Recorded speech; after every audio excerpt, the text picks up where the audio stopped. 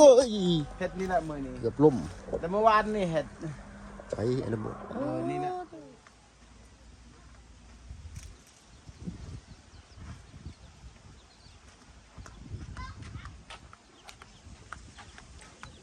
แลมโบพี่น้องเนาะฮาร์เตอร์พี่น้องในบ้านเนี่ยอย่างกายเขามาบ้านแกงจองเนาะพี่น้องบ้านน้องวีภาวดีเฮาพี่น้องเอ้ยเนาะสวยสดงดงามคือเก่าทั้งข้างนอกและข้างในเนาะว่าสีภายนอกกับสีภายในก็งามพี่น้องเลยเนาะห้องน้ำกับสีเอิญเตินอยู่เหมือนนี้เนาะมื้อนี้แวะเวียนเขามาเบิ่งทั้งงานบ้านน้องวิพี่น้องเนาะสันพื้นเพิ่นกระเทเรียบร้อยเมื่อวานนี่เนาะกระเทจังคนนั้นมานี่พี่น้องเนาะทรายไอ้ลำโบมาเมื่อวานสอบเนาะลมเด่นนี่เนาะพี่น้องเนาะขอโทษขออภัยเด้อถ้าบ่ได้ยินจังได๋ก็ได้พี่น้องเนาะเบิ่งมื้อนี้ก็ทางลุงเพิ่นเอาน้ำเครื่องดื่มน้ำในน้ำหวานมาให้น้องวิเพิ่นนักบ่ไอ้ลำโบวันนะบ่ได้นักบ่คือสิบ่นักเนาะเบิ่งกล้ามแล้วนี่เป็นหมัดกับสบายดีพ่อแม่พี่น้องเนาะสบายดีเฮ็ดเกือบหัวส้นในแล้วกันเนาะกินข้าวกินน้ำแล้วบ่ไอ้ลำโบกินแล้วได้ยังกินข้าวกินเนี่ยบ่มียังกินแล้วบ่มียังกินแต่กินยังเมื่อกี้นี่กินข้าวกับยังกินตำกับมังผิดมังผิดกินมักพริกกินเตี้ยวกินเตี้ยวกับข้าวเตี้ยวกับข้าวบ่มียังกินละบ่ได้ไปดำปลาซับเนาะไปบ่ได้ไปละเมื่อยเมื่อคืนนี่กับแบกเป็นชายเมื่อยแบกเป็นชายคือเมื่อยเนาะโดยเจ็บหมดเลยหลังเอาคนอีกเช็ค2 3รอบกันจังสิแล้วล่ะพี่น้องเนาะ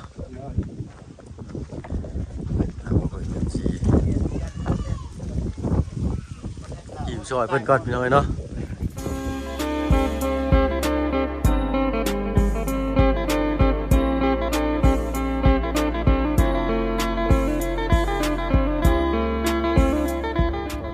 ทักทายสบายดีพ่อแม่พี่น้องเบิดสุขสุขคนเนาะมื้อนี้พ่อกับช่องบ่าวเพิ่งเคยล่ะอีกคือเก่าพี่น้องเนาะอย่างกายเข้ามาทางบ้านน้องวิเพิ่นเนาะทางบ้านแกงจองเมืองเซโปนแขวงสวรรณเขตคือเก่าเนาะพี่น้องตอนบ่ายๆพี่น้องเนาะบ่ายแก่ๆมื้อนี้แดดก็เริ่มออกแต่ว่าอากาศเย็นดีอยู่เนาะลมๆหน่อยนึงพี่น้องเนาะมาเฮากันบล็อกซอยอาเลมโบมันก่อนเล็กๆน้อยพี่น้องเนาะเห็นแล้วอันเก็บเรียกนักไอ้ลำโบนี่เนาะนักใช่ไหมบอกนี่นักเนาะเอาเทือละก้อนก็ได้พี่น้อยเนาะเพิ่นเห็นเรียกนักได้ไอ้ลำโบเพิ่นนะเนาะเพราะว่าเพิ่นเป็นผู้ชายผู้เดียวเหมือนกันน้องเพิ่นก็ไปสร้างครอบสร้างครัวใกล้นี่แหละเนาะแต่ว่ามีแต่ทางไอ้ลำโบเพิ่นเป็นเสาหลักในบ้านน้องวิก็ว่าได้พี่น้อยเนาะ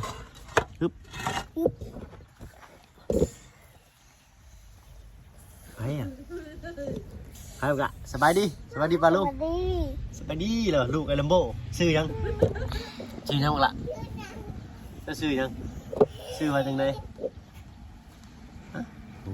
ตกบันไดดังแตกไปพี่น้องเนาะใกล้สิแล้วเลยพี่น้องเนาะไอ้ลัมโบเพิ่น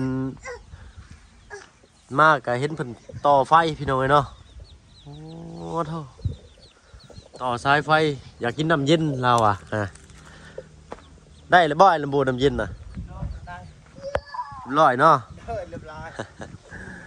เอาเองเฮ็ดเองเลยเฮ็ดเองเลย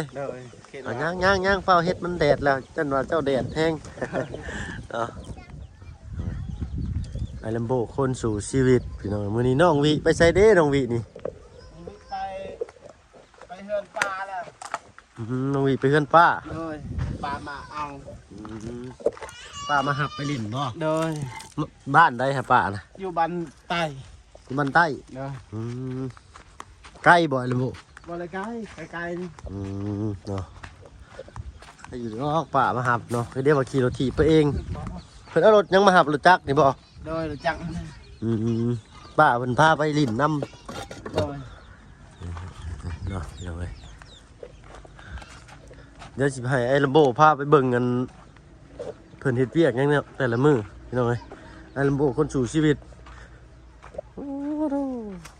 เก็บเอาไอ้ลัมโบไว้เนาะเอาไว้เฮ็ดเวียกเฮ็ดงานต่อ เลยมันสบายจะเฮ็ดกันได้และมันเลือน อื เฮ็ด ม กันได้เฮือน อยากได้กันได้เฮือนแน่เนาะ โดยจะได้กันได้เฮือนแน่ ก่อเองก็บ่ได้เนาะ เลยก็ไอ้ก็ว่าไร เนาะอยากได้แบบมาตรฐานแน่ได้จ้ะฮึบเอาเอ้ยนี่มือได้นี่เว้ยเอ็ดเนาะมียังชนะไอ้ลัมโบน่ะข้อไก่บ่ เลยขอไก่ โอ้ขอไก่ประเห็ดปั้นตุ่มใส่อันนั้นเนาะประเห็ดตุ่มประเห็ดปั้นตุ่มดักไก่ป่าโอ้มือแรงจีได้ยังได้กินข้าวอะไรบูด การเครียดอีกแล้วมันแรง มือแรงไปก้านเขียด โดยหนาวๆนี่ โอ้หนาวๆคันลุ่มหมอกเลยไปก้านเขียดโลดเนาะ โดย ได้อยี่บ่เขียดก็ได้ ได้วันกระดุกนึงนี่นะ อืมไปก้านแถวใดลำโบ การแถวห้วยนี่ อ๋อก้านแถวห้วยก็เดียวว่าขึ้นก้านตำภูตำเขาบ่มีเนาะ บ่ เขียดในภูในเขานี่ เลย โอ้โหยังใครแน่ยังมีบอลแหล่งหากินอยู่เนาะพี่น้องเนาะก็ได้แต่ไอ้ลัมโบคนนี้แหละหากับเขาวกับน้ำเลี้ยงน้องวิก็ได้เนาะ เลย เมื่อก่อนก็อยู่จริงซี่เลยเนาะตอนบ่มีทีมงานเขามาพบมาพอกันเนาะ เลย พี่น้องเนาะเอ้าน้ำปะไว้ก่อนก็ได้พาอันไปเบิ่งเนี่ยว่าเจ้าเห็นยังมื้อนี่ฮะต่อสายไฟเรียบร้อย ตอนจะให้เรียบร้อยแล้ว ใช้ผ่านอยู่บ่เดิ นี่นะ นี่ใช่นี่ใช่สุภาพนี่เนาะสายไฟเพิ่นเห็นมาแล้วเห็นเพิ่นงงวยอยู่อันเทิงเงินเนาะ เลยต่อเองแข่งนี่ อืม เฮ็ดเองใช้น็อต ใส่น็อตถึงในเลย โดยข้างใน ใส่ตู้เย็นมีหยังเนี่ยตู้เย็นเปิดให้เบิ่งดีกว่าตัว นี่ อ๋อลาวพี่น้องเนาะ เลย เบิ่งกูอันนี้ก็เป็นทางอันผู้ใหญ่ใจดีเพิ่นเนาะ เลย มองเห็นน้องวีเนาะความตาหักตาแพงของเพิ่นนั่นแหละเพิ่นก็เลยอันฝากเงินมาให้ทางลุงจันทร์ เลย เป็นเงิน500 บาทพี่น้องเนาะอ่ะปิดไว้อันละโบ เลย เนาะเมื่อยเฮ็ดเวียกเมื่อยมากก็ได้กินแล้วบัดนี้เนาะ เลย เลี้ยงเพิ่นกันเนาะยกเจือขนาดพี่น้อยเนาะเฮ็ดเวียกเมื่อยมากอะแล่นกันมาเฮือนน้องวีตุ้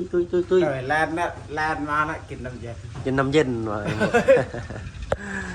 ดีใจบ่ ดีใจ โอ้มื้อน่ะว่าสิมาเซอร์ไพรส์เจ้าบ่มาเนาะ เลยบ่คิดเลยว่าสิได้ เนาะ เลย มื้อแรกเห็นตู้เสื้อผ้าแล้วว่าอันที่จังก็อันตู้เย็นแล้วอ่ะบ่แม่นเนาะมื้อแล้วก็ได้จบเจือแล้วอ่ะนี่ป้าเพิ่นก็มาเลยสบายดีป้าโดยสบายดีเนาะแก้มแดงคือมือแท้เดี๋ยวนี้เนาะ ป้าคือว่าขุดสร้างใช้สร้างจะขุดสร้างใช่ คุณน้ำสัง มาพาไปเบิ่งขุดน้ำสร้างในระบบป่ะ เลย กล้องก็จะเป็นอะไรพี่น้องเนาะแสงนั่นแน่บางทีก็เนาะขอตรวจขอไฟในไลน์พี่น้องเนาะโอ้โหตะลบิดนี่ยืมมาบ่ โดยยืมนั่นยืมหา ยืมหันสร้าง โดย เช็ดปากกระเจ้าชีใช่ได้ชีอันมีมาดิเป็นอยากได้มันคือเอิ้นบอกกันแล้วพี่น้องโอ้ยตะลบิดเด้อใครควงเด้อพี่น้องเนาะ นี่แหละ โอ้ย เฮ็ดนี่แหละมื้อนี้ เกือบล่ม แต่เมื่อวานนี่เฮ็ด ใช้อันนั้นหมด นี่นะ เสียววาบๆเนมลงไปเนาะ ลงแล้วอาบน้ำแล้วต่อสายไฟอีก เนาะอาบน้ำต่อสายไฟ เลย น้ำนี่บ่จะใส่แต่ละ โด เทื่อย ก็ได้ น้ำนี่แหละกินเฮ้ย นี่จะกินได้มันก็ใช้กว่านี้บ่ถ้าเราบ่ลงกวนมัน มันไม่ได้ใช้แบบนี้เลย แต่มันดินมันลงนะ ดินมันลงแน่ก็เลยขุ่นขึ้นนี่เนาะ โดยแต่มันก็คือน้ำแบบน้องใช้แล้วน้ำปลาแล้วมันสะอาดนี่เดียวมันใช้ โดย แล้วยำพ่นนี่กินไม่ได้เลยยำพ่น น้ำฝนกินบ่ได้เลย โดยมันคุณ ขุ่นแห้ง โดย อาบได้ อาบได้แต่ ซักเสื้อผ้าได้เนาะ ใจ สนุกเนาะ นี่นะอุกแน่ๆคิดว่านี่นะน้ำนี่นะ เนาะ เป็นเรียกว่าเมื่อยนี่จะกินน้ กินน้ำเย็น ำโดย ๆมาแล้วน้ำก็บ่เย็น น้ำกับเย็นน้ำกับคุณชาวอีก น้ำก็ขุ่นซ้ำอีก โดย สัมพี่ปอบซ้ำคนโชว์ โดยเดิน เนาะสู้ๆเอาเนาะ โดย ก็ได้ก็คือว่าทั้งลุงเพิ่นว่าอันสีขาวน้ำปลาบ่เดี๋ยวถ้าถามเพิ่นอีกก่อนพี่น้องเนาะติดตามเบิ่งไปนำกันอีกไป อยู่ใกล้หลายตกตุยลงนี่บ่แห้งอีกมื้อแรงอย่าลืมปิดไว้เด้อยันว่าน้องน้องพี่แล่นลิ้นพี่น้องเล็กน้อยลูกเจ้าแฮงหลายคนครับ ปิดไว้แล้วมันไหล ปิดไว้ดีๆได้อย่าให้เด็กน้อยมาลิ้นแถวนี้เนาะตกลงหันห้องขึ้นมาก็บ่ได้ยินนะเตียงก็เรียบร้อยเนาะ เรียบร้อย คักบ่เตียงนี่ไอ้ระโบเฮ็ดเป็นบ่เตียงนี่ โอ้เป็น บ่เป็นแล้วเนาะ และเตียงระโบอะไรมันจะขามันจะหักแล้ว อ๋อในต้นหมงมีน่ะเตียงไอ้ระโบเนาะ เลย แต่ว่าในเตียงช่างประเทศให้3หน่วยเนาะพี่น้องเนาะ3ตัวพอดีตัวหนึงก็ไว้ตารางให้ไอ้ระโบตัวหนึงก็เฮ็ดให้แม่น้องวิ เลย ตัวนี้ก็ไว้นั่งห่มนั่งเย็นเวลาทีมงานมาแวะมาเวียนก็พอมีบ่อนนั่งแน่เนาะพี่น้องเนาะก็ดีไปอีกแบบมีคุณค่าไปอีกแบบพี่น้องเนาะใส่ประโยชน์ได้หลายอย่างไหมเนี่ยพี่น้องเนาะน้องเจ้าได้สะเห็ดยังไง เห็ดหน้า อ๋อเห็ดหน้ายิงปลานี่บ่ เห็ดหน้ายิงปลา เนาะไปเลมโบน้องจะชื่อยังก็ แล่ ชื่อแล เลยชื่อแล่ ชื่อแล เลย เจ้าอันชื่อที่แท้ชื่อบิ๊ด ชื่อบิด โอ้พี่บิ๊ดตัวนี้เนาะ เลย เราก็จ่อยลงหน่อยหนึ่งพี่น้องเนาะ เลย ช่วงเมื่อกี้นี่เพิ่นไปอันลุยงานหนักเด้งานเช้างานแรงเราเฮ็ด เลย เนาะเฮ็ดเวียกทางป่าทางมันซอยกับเจ้าน้ำเนส่งแห้งเนาะเพิ่นเอิ้นเนาะ เลยช่องแห้งเอ้า แต่ว่าตอนที่เฮาเพิ่นก็มาซอยเนาะไอ้ระบบ เลยนาทีในนั้นแหละเพิ่งซอยเพิ่ง บ่ได้ค่อยจ้างกันปานใดเนาะ เลย แต่บางคนจ้างก็จ้างเนาะ โอ้ยจ้างก็คิดในใจจ้างก็มูมีเงินในจ้างนะเอาคิดว่าโอ้ยจ้างยังคิดว่ากินข้าวจำปาก็พออยู่แล้วคิดว่า จ้างอีกโอ้ย กินข้าวจ้ำปลากับพ่ออยู่แล้วเป็นความลาวเนาะพี่น้องเนาะแบบง่ายๆชีวิตบ้านๆเนาะส่งแห้งรอบนี้ก็เป็นหอบเฮาไปซอยเพิ่นรอบหน้าเพิ่นก็มาซอยเฮาขึ้นเนาะ เลย เนาะทางอันป้าเพิ่นเอาอันแป๊บซี่ไปให้บ้านนั่นเลยเนาะพี่น้องเนาะจิตใจดีเราก็ได้เนาะแบ่งปันกันหั่นแหละเนาะพี่น้องเนาะไป้าเฮาไปนั่งเตียงใหม่ลองมึงดู เลย ยืนใต้ห่มบักมี่เนาะบักมี่รุดใส่เบ้าตานี่มาไอ้ลำโบแล้วจะตัดทิมมาได้หน่อยโบได้ก็ได้เนาะดีอกดีใจเราได้ตู้เย็นแล้วเอ้ากระเป๋าไผนี่ กระเป๋าน้องวิ โอ้กระเป๋าน้องวี เลย เพิ่นคือบ่ไว้อยู่เฮือนดีๆเนาะเพิ่นป้ามาหับเลยก็แล่นเลยเลยเนาะ เลยแลนเลย เนาะแม่นแล้วเนาะไปสิบ่อยากแล่นป้ามาหับหมดได้ธรรมชาติหน่อยเนาะมื้อแรกนี่มีแนวกินยังบัดมื้อแรก ใจจะคิดยังมีแต่ประการเครียดก่อนนะ การเขียนแล้วมาเฮ็ดกินกลางคืนบ่บัดนี้ เฮ็ดกินกันคืนนะ เนาะเพราะว่าต้นบัดต้นค่ำๆจะหน่อย5-6โมงนี่สิกินข้าวกับหยังจ้ะ 5-6 โมงก็มีอาหารละไม้กินกับละไม้แหละกับร้านนั่น หน่อไม้อัน เลย หน่อไม้ทุง เลยอาหารละไม้นั่นจะกินต้มเอา เนาะบัดนี้เจ้าก็ไปหาปลาเด้อบัดนี้เด้อ เลยไปหาแล้วแค่นบ่ได้เมื่อย นี่เมื่อย เนาะบัดเช้าเมื่อยเช้าอิดไปเลยวันนี้สิบอกคันว่าเจะได้ปลามาหลายวันนี้ สิบอกบ่อันแช่เนาะ เลย แช่เป็นอยู่บ่แช่ปลาแช่ของสดของหยังก็ได้ เคย บ่เคย บ่เคยใช้ บ่เคยใช้ เด้อ เนาะ เคยใช้แล้วบ่มี แม่นปกติเพิ่นพี่น้องเนาะเอ้าเปิดประตูตีแมวบาดนี้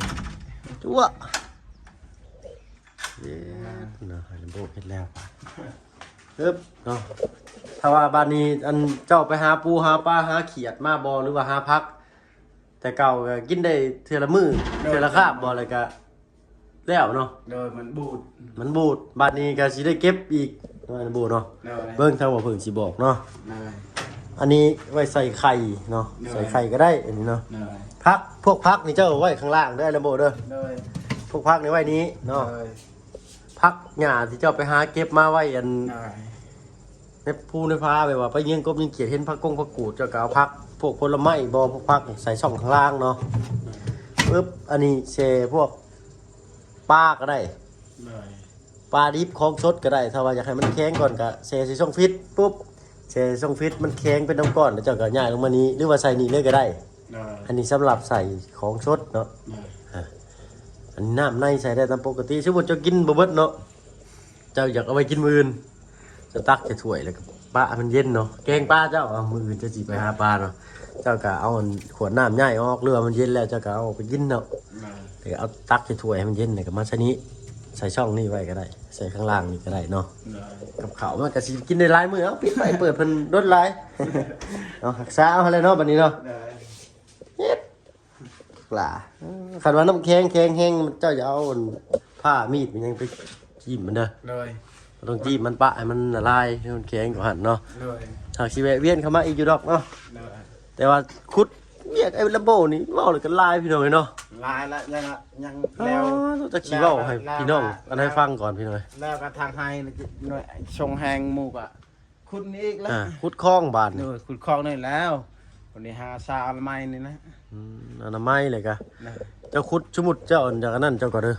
เอารถเข็นเนาะที่อันลุงเอามามอบให้มื้อนั้นนะเนาะ เลยคุณนั่น ยังใช้ได้อยู่ตัวรถเข็นน่ะ ใช้ได้แล้ว เจ้าก็ขุดตักดินใส่เลยเนาะใส่รถเข็นปุ๊บก็ยู่ไปใส่บนบันไดเจ้าก็ได้ เลย บ่มันรูปก็ขุดเต็มแล้วก็ยู่ไปขุดเต็มแล้วก็ยู่ไปค่อยๆเฮ็ดไปยามมื้อแรงเนาะ คอยเฮ็ดนี่นะทีละหน่อยทีละหน่อยนี่นะ เนาะข้าวน้ำได้สามีอยู่บ่ข้าวน้ำ เขามีแล้วบาบุญนะให้แล้วเป้าหนึงล่ะ เนาะบ่าวบุญสารวันพี่น้องเนาะ โดย ก่อนเพิ่นสิขึ้นไปเฮ็ดบุญอยู่ทางบ้านเพิ่นรู้จักจะบอกว่าบ้านบ่าวบุญอยู่ไส บ่ฮู้ เพิ่นบ่ได้บอกบ่ บ่บอกบ่ฮู้ บ่อยู่หน้าปงบ่ปิ้งไก่หน้าปงบ่เคยได้ยินอยู่บ่ บ่เคยบ่ ปากชีพู้นแล้ว ไก่ อยู่ เนาะ สารวันพู้ ไก่เนาะ ไก่หั่นแหล้วเนาะ เฮ้ย สารวันนี่ไปนี่หา600ผู้จักตั้งแต่เสียโปนไปนี่หา600ลักผู้จักไก่ ไก่ตบเนาะ จากบ้านไปก็100กว่าลักเกือบ200ลักเนาะจากบ้านนั้นที่บ่าวเพิ่งอยู่นี่กะ อ่า ตั้งแต่อยู่บ้านผู้อยู่ซิโนผู้อยู่บ้านโคกผู้ได้200ประมาณนี้เนาะ บ่เคยไป 100 200ผู้แหละ100ปลายเกือบ200ขึ้นมาเซโปนี่ก็200เนาะ200ปลายปีรวมๆแล้วเกือบ500เนาะถ้าว่านั่งจากรถจากเซโปลงไปนี่ เฉพาะ ยังจักมืออายจักมือ ฟังเบิ่งมื้ออื่นมื้อฮื้อเนาะ อ่า ถ้าว่าอันเวียกงานแล้วเสร็จสิ้นแล้วแล้วก็สิได้เมื่อ เด้อเมื่อน่ะอีพักให้กล้วย สิพักให้กล้วย เด้อก ล้วยอีกแล้ว เด้อกล้วยด้วยผู้ละเหือผู้ละเหือ ผู้ละเครือเลย เด้อผู้ละเครือเลย กล้วยมันใช้หลายแท้ เอากล้วยไปหักชาอยู่ให้ อยู่ให้เจ้าเองบ่ โดยอยู่ชวนเอง กล้วยไผสิอันอยู่ในหั่นน่ะคือว่าหมากใหญ่นึง กล้วยนั่น แม่น กล้วยมางานในกล้วยเบาแล่ บ่ได้กล้วยในบางข้างชวนน่ะ โดยกล้วยเบาแล่ กล้วยบ่แล โดย กล้วยน้องชายเจ้า โด เนาะ ยนี่แหละกล้วยเนาะ นี่เนาะพี่น้อง โด เนาะ ย โอ้เราใส่กระสอบไว้คักเลยนะพี่น้องอันนี้ โดยยันแบกิน แบ่สิกินว่ามันชุกเลยบ่เลยโม ยังบ่ทันแก่ครับ ยังบ่ทันแก่ซ้ำ โดย อันนี้ก็เป็นชวนเจ้าเบิดเนาะ โดย เทิงนี่มื้อนั้นน้องวิพาไปตัดเอาอยู่หั่นพากันเลาะขึ้นไปนี่ไปเบิ่งอีกโลดมีแต่ระเบิด อี้ระเบิดเจ้ามาจักกันดิ เลยแล้วว่าอยู่หุ่น เดี๋ยวระเบิดนี่ก็ระเบิดเด้อก็เพิ่นเด้อ ขี้ ขอโทษขออภัยพี่น้องเนาะเอาก็ถามตรงๆไงลำโบคนตรงบาดนี่เนาะก็ตอบตรงใช่อันนี้เนาะ โดย ส่วนเจ้านี่ก็ร้ายเติบบ่ขึ้นไปนี่ โดยจนได้เติมเลย แต่ว่าเฮ็ดหยังร้ายก็บ่ได้พี่น้องเนาะเป็นเนินเขาเด้เนาะสิขายก็บ่ได้เนาะมีแต่ไว้ปั้นลูกปั้นหลานนั่นแหละเนาะ โดยปั่นอยู่นั่นแหละ มันจะปั้นกันอยู่บาดพี่น้องเนาะ ขายโอ้อยู่ดินน้ำหมูน้ำไอ้น้องกะมันสิย่าง แม่นนั่นแหละเนาะ สิ ไว้ ย่างแล้ว ไปปั้นอันลูกปั้นหลานเนาะ เออ ไอ้ลูกได้เมียมาบ่อยากให้ลูกไปไกล เลย เริ่มละพุกก็เด้อเฮือนหลังหน่อยหลังหนึงก็ตุ้ยใช่พี่น้องเนาะ เลยที่นั่น ก็ไม่ลำโบเราก็คิดชื่อพี่น้องไว้เนาะบัดเฒ่ามาได้ลูกเต้าก็ไปอยู่น้ำลูกน้ำเมียเบิดน้ำผัวเบิดบัดนี้เนาะ เลย เฒ่าย่างก็บ่ได้บ้านนี้โอ้ยโอ้ยอยู่ นี่ก็จะแก้แหละนี่อายเบิ่ง ใช้ นี่แหละชิมเชียให้อายเลย ใช่ลำโบ นี่มันสิแก้เลย โอ้ นี่ กล้วยเราลายลีพี่น้อยเนาะ นี่กล้วยหอมนี่ อันนี้กล้วยหอม เลย จะดมเบิ้งสิไปดมมึงมันสิหอมหรือบ่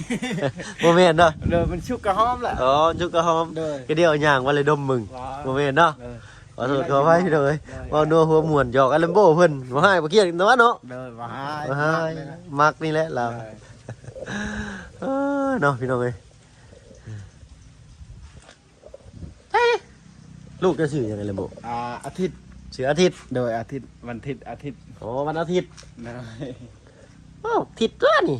นะว่าทิศเด้อ ชื่อทิศพี่น้องเนาะ เลย ชื่อตามวันเกิดวันอาทิตย์บ่จักจังชื่อทิศให้ บ่บ่ได้เกิดมันทิศ โอ้หักชื่อทิศชื่อเนาะ ชื่อชื่อทิศแต่มันใกล้เคียงกับพ่อมัน อ้าวเจ้าชื่อบิด เลย ลูกทิศ เลย สิใกล้เคียงเลยคนละโตเนาะเจ้าเป็นตัวบ่ลูกเป็นตัวทอทหารทอทุ่งเนาะยิ้มเปื่อยเลยคือไผแต่ว่าคือแม่เนาะ คือแม่ ลูกผู้นี้คือแม่ได้ลูกกกบ่นี่ โดยลูกกกล่ะ อ๋อลูกอีกผู้หนึงกับผู้ชาย โดยประชามัน เนาะ บ่มี คือบ่ให้ใส่เกิบแน่นี่บ่ยันอย่าตะปูบ่ บ่มัก บ่มักเนาะ โดยบ่มัก เคยอยู่จังซี่เนาะโอ้พี่น้องเอ้ยเนาะโอ้เตียงอันนั้นก็อยู่ตารางเฮือนไอแลมโบเพิ่นพี่น้องเอ้ยเนาะมื้อนี้ก็บ่มีหยังหลายไอแลมโบเอ้ยแวะเข้ามาเล่นนำซื่อๆทางผู้ใหญ่ใจดีเพิ่นได้ฝากเงินมาทางลุงจันทร์เนาะได้มอบให้น้องวิให้ชื่อน้ำชื่อในมาแบ่งปันกันกินในครอบครัวชุนเจ้าหั่นแหละเนาะ โดย น้องแม่น้องวิก็กินได้กะเพิ่นจะกินก็บ่เอาเด้อเป๊ปซี่ให้เพิ่นเด้อ โดยน้ำหาหลัง เอานมเอาอันน้ำส้มน้ำหยังไปสิเนาะ โดย เพราะว่าย่านเพิ่นกินเป๊ปซี่เข้าไปจะมันกัดกระเพาะเพิ่น โดย จังซี่ เมื่อวาน นะ นี่กับช่วงชโลมแม่น้องวิ ใส่สโลม โดยใช้ชโลมให้ใช้บำรุงให้มากินข้าวให้ โอ้ให้เพิ่นกินข้าวลาย โด เนาะ ยเขามาชงให้เมื่อวานนี้ โดยเนาะแรงนี่ก็ไปการเขียดต่อจักกันเนาะ โดยไปกันแล้วตอนหลัง พอได้มากินเนาะเขียดก็ใส่ช่องน่ะก็ได้ โดยใส่กระตุกเอ้า ใส่กระตุกแล้วก็ตั้งให้กันได้ เออ เขียดมันตายยากอยู่ดอกเนาะ โดย ปะไว้ตามมันข้างฟ้าเฮือนนี่ก็ได้เขียดเนาะ โดย แต่ว่าพวกของสดบอพวกหมูเห็ดเป็ดไก่สิใส่ช่องแข็งไว้จะได้กินลายมือเนาะ โดย สมมติมันแข็งปุ๊บจะมาจะก็ตักน้ำใส่โอมาเต็มโอปุ๊บแต่ก็เอาต้มแข็งไปแช่น้ำก่อนให้มันละลายน้ำแข็งเนาะ โดย แต่ก็มาเห็ดกินแบบนี้เขาก็จะบ่จำเป็นต้องออกไปหาคู่มือวันนี้นะแต่ว่าหาไว้ร้ายก็ดีมันเหลือก็เอาไปขายเนาะเคยหาเนี่ยเอาไปขายอยู่บ่ บ่เคยมีแต่แบบว่าพอกินอยู่กลุ่มกินอยู่เฮือนนี่ก็พอละ เนาะ บ่ขาย สมมุติว่าเจ้าได้มาหลายเนาะไอ้เอ้ยน้องแถวนี่กินอิ่มมีที่มันแล้วแบ่งไว้กินมื้อหน้าน้ำเนเนาะ โด แต่ ย ก็เอาใส่ถุงหรือใส่ขู่ก็ได้ไปตั้งขายในหน้าบ้านนี่ก็ได้นั่นในหิมทางนะให้น้องวีไปขายก็ได้เราเก่งอยู่ดอกน้องวีอะเนาะ โดย 10 พันชาวพันก็ได้ บ่เคยขายมีแต่เป็นรับจ้างเอาสบายแบบว่าคนพอกินนี่แบบว่าให้อิ่มครอบครัวนี่ก็พอละ เนาะทางเพิ่นสิดำรงชีวิตแบบนี้พี่น้องเนาะยังบ่ฮู้จักการค้าการขายพี่น้องเนาะ โดย กล้วยก็สมมุติว่าหลายก็เจ้าคือบ่ตัดออกไปวางขายอยู่ทั้งนา บ่มันแบบกล้วยมันได้ประมาณช่อง4-5 เครือนี่เอาไปได้ขายมีแต่แบบว่าชุกกับอาหารร้านกินให้ลูกกินคิดว่านั้น เนาะ เลย สุกก็มีแต่แค่นั้นต้องจากหลายๆบ่เพิ่นจังชื่อ ลายและชิว โอ้นอกจากว่าเพิ่งเห็นนั่นกระเจ้าคายกันนะมีแต่เอารถ10 ล้อมาจอดเทียบกับคนคือรถ โดย จังซั่นเนาะ โดยกล้วยนี่แหละนี่กล้วยแบบนี้นะเอาชิวนะ เนาะคันว่ามันนอกจากมี10 20วี10 20เครือแล้วจังคายเนาะเนี่ยน่ะเนาะ โดยคิดว่านั้น โดยเนาะ ชิบเช่าเครือกับประมาณ300,000นี่ละ บ่ ลาย โอ้โห10 20เครือได้3แสนว่าซะ โดย สร้างเป็นแท้นี่เนาะคือว่าเลยเนาะ โดย เพิ่นก็หับไปขายต่อคือกันพี่น้องเอ้ยเนาะ โดย โอ้โหแดดอยู่แต่ว่ามีลมพี่น้องเอ้ยเย็นดีมื้อนี้โอ้เจ้าก็บ่ได้ขึ้นไปหากินแบบป่าแบบเขาไว้ ปอดประไปนะ แบบว่าไปหาล่าสัตว์ป่าสิเคยบ่ บ่เคยเลยพอยังตายอันโอ้ยพอเคยได้ผ่านได้หมู่เนี่ย ในพานในหมู่เนาะ โดยบ้านเฮานี่ล่ะจังชัดมันอยู่บันไดคิดว่า ก็บ่ฮู้ซ้ำ โดย บ่ฮู้ว่าจุดซ้ำ โดย เนาะ มันมีแต่แบบว่ามีแต่เขาดุดมันแล้วป่าคิดว่า เนาะ จีนดุดมันแล้ว โดย คนเวียดน่ะมันบ่มีป่าอยู่แล้วแบบทำโหยนี่ก็ทางให้อีกมันมีจะมีอยู่บันได ครับ มีแต่ทางให้ปลูกมันเท่านั้นแหละเนาะเฮาบัดนี้เนาะ ปลูกมันนะคือมันนะปลูกมันปลูกกล้วยแล้ว เอ้าก็ชวนให้อเลมโบอยู่ใกล้บ่ซะ โดยไกลละชวนกล้วยนี่ไกลละอยู่ชวนอย่างพลาคนเวียด เนาะ โดย อยากไปเห็นอยู่พี่น้องเอ้ยเนาะ ถ้ามีโอกาสมื้อใดมื้อหนึ่งนี่บ่าวเพิ่งถ้ามีโอกาสอลีรอนี่สิได้ติดแต่น้ำเพิ่นอลีพี่น้องเนาะ ไปละพอไปละ อากี้รู้จักไปได้บ่ โดยได้จะเอาก็ได้ ทางยากอยู่บ่ บ่ทางมันทางกวงแบบนี้ละ เนาะมีโอกาสบาดหน้าบาดในเนาะ สิได้ติดตามเพิ่นไปอยู่พี่น้องเนาะ เลย